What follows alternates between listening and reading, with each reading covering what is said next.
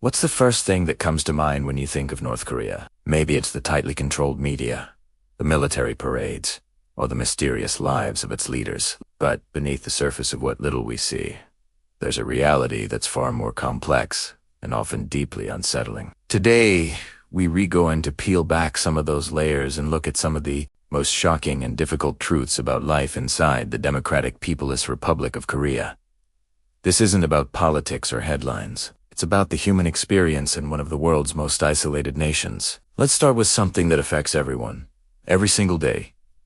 The calendar. While most of the world uses the Gregorian calendar, North Korea has its own system called the Jukki calendar. It begins on April 15, 1912, the birth date of the nation's founder, Kim Il-sung. While we're living in the 2020s, North Koreans are living in Jukki 113.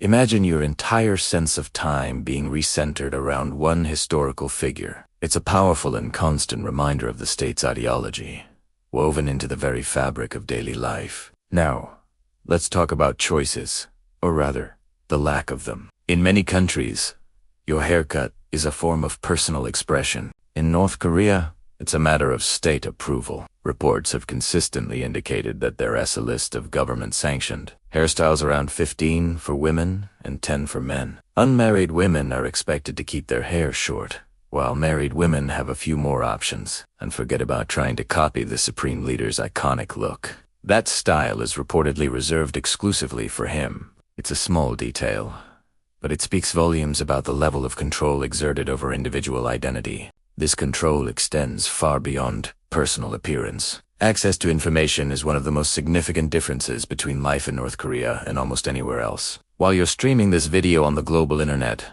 the vast majority of North Koreans have never experienced it. They have access to a national internet called Kwangmyong, which means bright light. It's a walled garden of state-approved websites, chat services, and email, completely cut off from the outside world. It offers a sliver of digital life, but ensures that the only information available is the information the government wants you to see. Now, imagine living in a society where your destiny is decided before you're even old enough to understand it. This is the reality of the Songbun system. It is a complex social classification system that divides the entire population into three main classes: the core class, the wavering class, and the hostile class. This classification is based on your family's history and their perceived loyalty to the regime.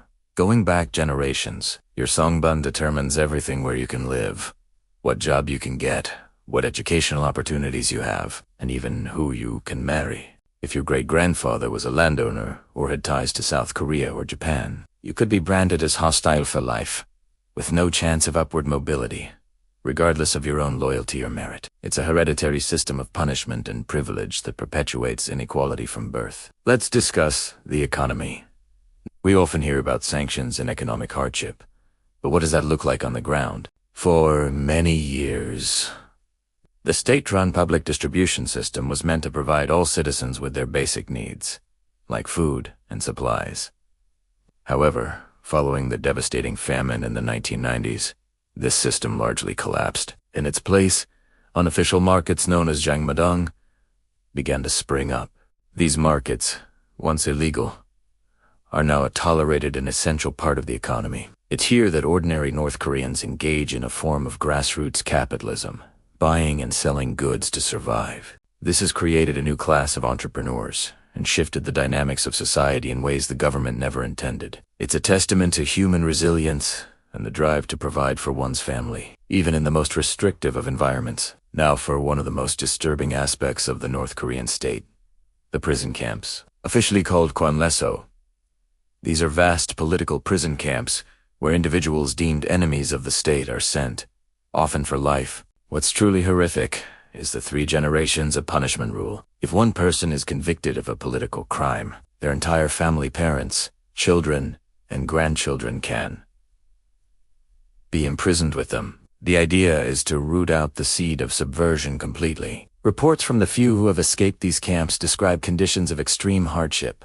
forced labor, and brutal treatment. These camps represent the ultimate tool of control, instilling a deep-seated fear that ensures compliance. Even entertainment is a tool of the state. while the world enjoys a vast library of music, films, and television from every culture imaginable. North Korean media is almost entirely propaganda. Songs praise the leaders, movies depict heroic soldiers, and news reports endlessly celebrate the achievements of the regime. There is, however, a thriving black market for foreign media. USB sticks and SD cards containing South Korean dramas, Hollywood movies, and K-pop music are smuggled into the country and passed from person to person. Getting caught with this contraband can lead to severe punishment, yet the demand remains huge. It's a quiet form of rebellion, a desire to connect with the outside world and experience stories beyond the state's narrative. Life in the capital, Pyongyang, is a world away from the rest of the country. It's a showcase city, reserved for the most loyal and elite citizens. Here, you'll find modern-looking skyscrapers, clean streets, amusement parks, and better access to electricity and goods. It's designed to project an image of prosperity and success, both to the outside world and to its own privileged residents. However, living in Pyongyang is a privilege that can be revoked at any time. Any sign of disloyalty can result in your entire family being forcibly relocated to the much poorer a faith that everyone in the capital lives in fear of. This creates a stark and visible divide between the elite and the rest of the population.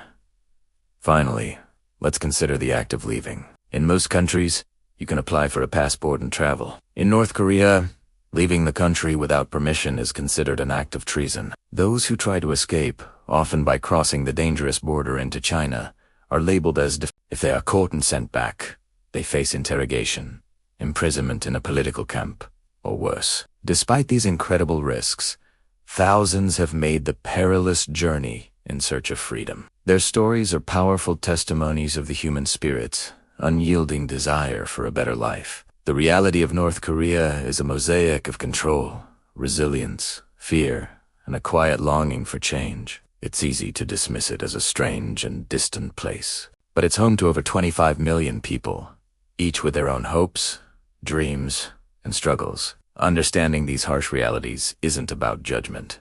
It's about acknowledging the human cost of such an isolated and authoritarian system. Thank you for joining me on this deep dive into a world that few get to see. If this has given you a new perspective, please like this video and subscribe for more content that explores the fascinating and complex corners of our world. See you next time.